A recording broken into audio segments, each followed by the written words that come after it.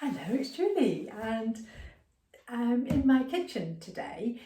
If any of you have already watched my video on rhubarb, you may be interested to see how to stew rhubarb, you can cook it, and a simple way of cooking it, and possibly making a crumble. I'm going to show you different ways. So really making rhubarb is very easy. I've already chopped it to prepare it for you, but if you've got rhubarb like this, we need to take this end off. Now I've already washed all of this, so you just take that end off, okay? And sometimes you'll find it's stringy. This is a little bit old, maybe I left it a few days too long in the garden.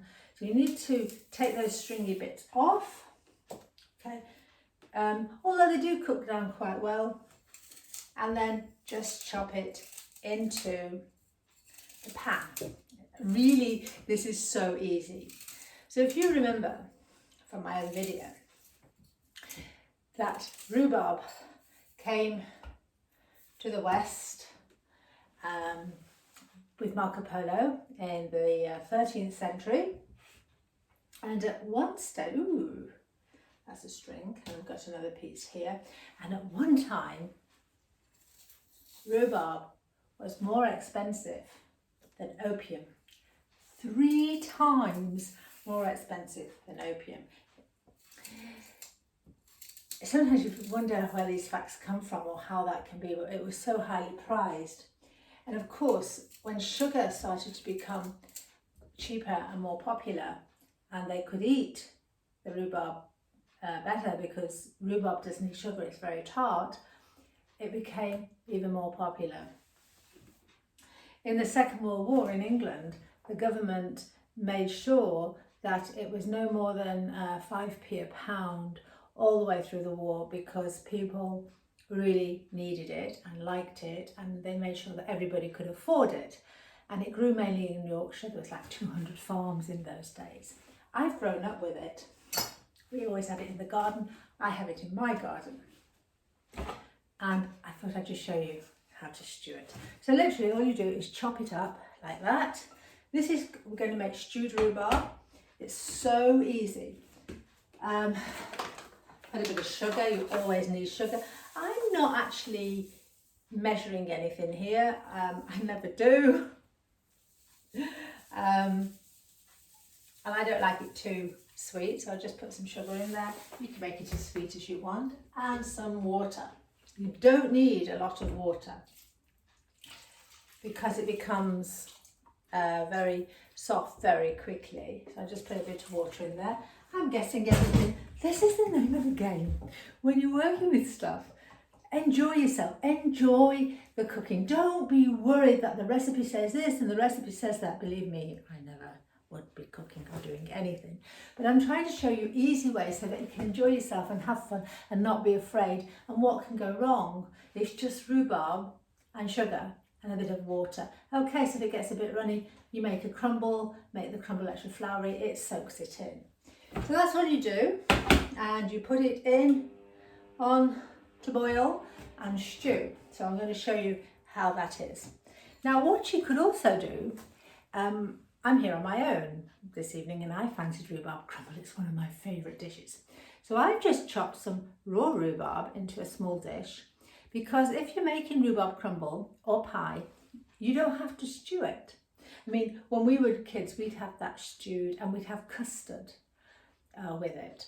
But I want to make crumble today, so you could have stewed rhubarb and the crumble on top, or you could just have pieces of rhubarb like this. Same with a pie if you're using pastry. I'm just going to put a little bit of sugar over that because I don't mind mine too sweet. You can use brown sugar if you want. And then the crumble is so easy to make. Well, it normally is. Because I'm only doing a small dish, I've just done just over an hour and a half of flour. So I have about 40 grams there. Or actually, maybe it's a little bit less. I just guess. Okay. And some butter. So about And the butter I just chop into the flour. See, it's so easy. Now rhubarb is very good for you medicinally. As a purge, it cleanses you. You've been used in Chinese medicine forever, since we know. So just chop some butter up. It's best if the butter's cold because it makes it easier. And this is so easy. Because it is a bitter plant, it purges and it's very good for anti-inflammatory. Oh, so I put the flour and the butter in here and you just rub it together. The stewed rhubarb is starting to work. I'll show you that in a minute. So it's good anti-inflammatory, anti-cancer. It is now also being used for diabetics. And of course the rhubarb plant, it's said in Persian culture, Persian folklore, please forgive me the names, that the parents of mankind, Maya-san and Mayayan-san, something like that, emerged from a rhubarb plant. So you can see how revered rhubarb is. You should never eat the leaves, they're very toxic. Okay, so what I've done is I've rubbed that flour and butter into a crumble. So it's quite crumbly. Okay, like this. I'm not a very good cook, but you see how I'm enjoying it, and I want you to enjoy it because this is about enjoying our lives and being positive and just trying things out. And you can do recipes, but I know people who, well, like me, I think, well, the recipe doesn't go right, or you do it and it all goes wrong, and well, anyway, I've just decided I'm going to enjoy it. Now you add some sugar into that crumble mix. I use plain flour, by the way, but I think you might, I have a feeling we should use, what's the other one? Self-raising. But anyway, stir that in or crumble that in.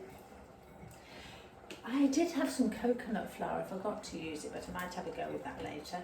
And that's all you do to make the crumble.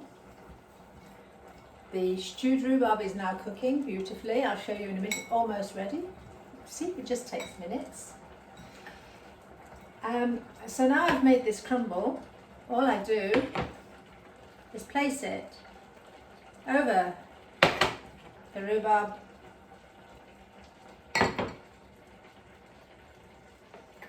Oh, that's what it looks like. And I'll just cook that in the oven. And I'm just going to wash my hands so that I can show you the stewed rhubarb.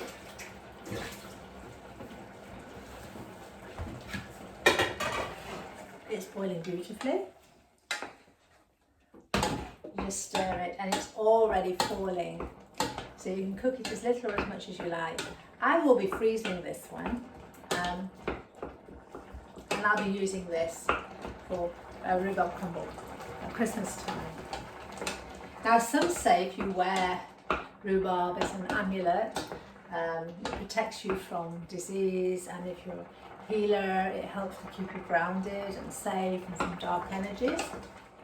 I'm just going to turn that down a little bit. And in the 16th century, when plague was rife in Europe and in the UK, they used to wear it as an amulet to say it protected them against the Black Death, which is what the plague was. I'm not sure if that worked or not, probably not, but the purging that this does may have helped. And we as children, we ate it all the time. It was our treat to have a piece of rhubarb and we'd dip it into sugar. But of course we ate it so often when nobody was looking. So we were a little bit wild as kids, I think. We were always running to the bathroom. Sometimes we did it on purpose, just so we could avoid school. You know, like kids do. That is now more or less cooked. And that's what it looks like. Now, it's soft. And it will go softer when you bake it. You can freeze that. You could use, like I've just made that crumble mix. You could use that as a base for crumble mix, or you could make pie. And of course you can make gin and things and jam. I didn't really have enough to make jam because this is from my garden today, but I do sometimes make gin or gin liqueur. I get gin and sugar and pink. When the rhubarb is young and very pink, put that into the gin and the sugar, and it makes beautiful like liqueur gin. It takes about 6 weeks. So I just wanted to show you that stewed rhubarb, rhubarb crumble, showing you the benefits of this wonderful plant or herb, very tart, very enjoyed in England, and of course was worth 3 times more than opium at one stage in the 19th century, because that's how revered it was. I hope you've enjoyed that. It's just a bit of fun, and I just would like you to enjoy your life. I'm not a cook, but I just like going in the garden or down the grocery stores, and I just have fun, because that's what this is about. And I'll share this. I've eaten this on my own this evening. My husband is going out, and I just thought, that'd be my treat. I will actually have that with cream, but you could have it with ice cream or custard. And this I will freeze for Christmas. When I have lots, I make crumbles and I give to my neighbours or to my friends, and it's about sharing. And I'm going to freeze that because I save everything. So I hope I've helped you. If you've liked it, please do say like and watch out for more information. And if you haven't already watched my video on rhubarb and the mysteries of rhubarb, please do so. If you like this video, just click and say like, and I really look forward to talking to you again soon, and I've really enjoyed sharing my kitchen with you. Thanks for listening, and let's talk something again soon, as long as it's positive. Cool.